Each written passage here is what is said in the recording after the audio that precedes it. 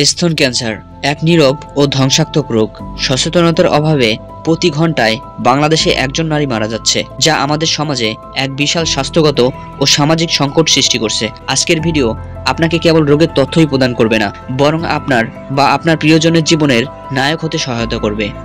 Breast cancer হচ্ছে সেই রোগ যেখানে স্তনের কোষগুলো অনিয়ন্ত্রিতভাবে বিভাজিত হয়ে একটি টিউমারে পরিণত হয়। এখানে প্রধান কারণগুলো হলো জেনেটিক ফ্যাক্ট, BRCA1 ও BRCA2 জিনের মিউটেশন কোষের নিয়ন্ত্রণ হারিয়ে যাওয়ার প্রধান কারণ, হরমোনাল প্রভাব, ইস্ট্রোজেন ও অন্যান্য হরমোন স্তনের কোষের বৃদ্ধিকে প্রভাবিত করে। উচ্চমাত্রার এস্ট্রোজেন দীর্ঘমেয়াদী ঝুঁকি সৃষ্টি করে।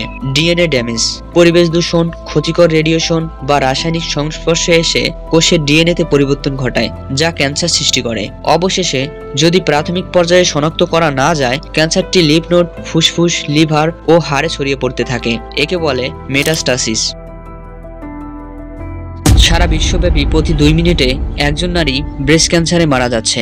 WHO 2023 সালের তথ্য বলছে। বাংলাদেশে প্রায় 90% কেস দেরিতে শনাক্ত হওয়ায় চিকিৎসা করার সুযোগ সীমিত।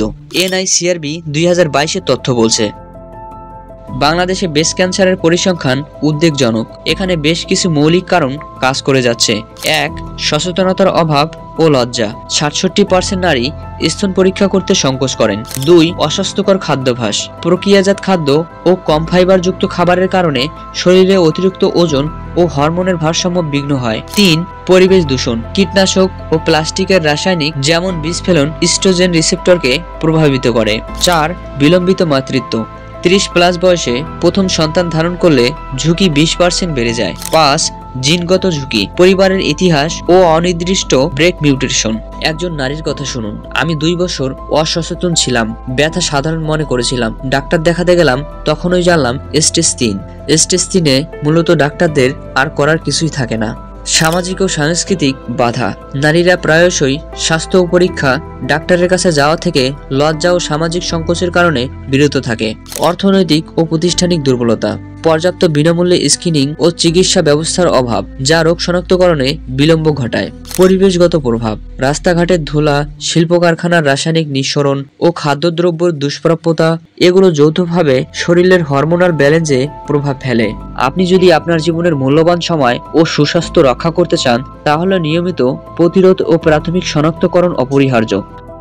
প্রতিরোধমূলক উপায়। সুস্থ খাদ্যাভ্যাস, শাকসবজি, ওটস, ফ্যাটি ফিশ, ওমেগা 3 এবং প্রক্রিয়াজাত খাদ্য থেকে বিরত থাকুন। নিয়মিত ব্যায়াম। প্রতি সপ্তাহে অন্তত 150 মিনিট শারীরিক কার্যকলাপে অংশগ্রহণ করলে ঝুঁকি 25% কমে। দূষণ থেকে দূরে থাকা। কীটনাশক, রাসায়নিক দ্রব্য কম ব্যবহারে সচেতন থাকুন। মানসিক সচেতন। স্বাস্থ্য পরীক্ষা ও প্রাথমিক শনাক্তকরণে গুরুত্বপূর্ণ সম্পর্কে নিজে ও পরিবারকে শিক্ষা দিন। প্রাথমিক শনাক্তকরণ। মাসিকের 7 থেকে 10 দিন পর সেলফ এক্সাম করুন। 35+ বয়সে প্রতি বছরে ক্লিনিক্যাল বেস্ট এক্সাম করান। 40+ বয়সে প্রতি 2 বছরে ম্যামোগ্রাম অর্থাৎ স্তনের এক্স-রে পরীক্ষা করুন। চিকিৎসার দিক। বিনামূল্যে স্ক্রিন ও চিকিৎসা সেবা নিন। জাতীয় ক্যান্সার গবেষণা ইনস্টিটিউট, NICRBH, ক্যান্সার সোসাইটি হাসপাতাল, তাদের হেল্পলাইন নাম্বার 16224। রোগ নির্ণয়, টিউমারের আকার ও অবস্থান, লিম্ফ নোডের অবস্থা অনুযায়ী বিশেষজ্ঞদের সমন্বিত দল সিদ্ধান্ত নেয়। তাদের সাম্প্রতিক গবেষণায় উঠে এসেছে যে প্রাথমিক শনাক্তকরণে 99% পর্যন্ত বেঁচে থাকার হার নিশ্চিত হয়েছে, যা চিকিৎসা ফলাফলে সরাসরি প্রভাব ফেলে। আপনার জন্য সঠিক ও সময় উপযোগী চিকিৎসা এখন বাংলাদেশের বিভিন্ন চিকিৎসা কেন্দ্রে উপলব্ধ।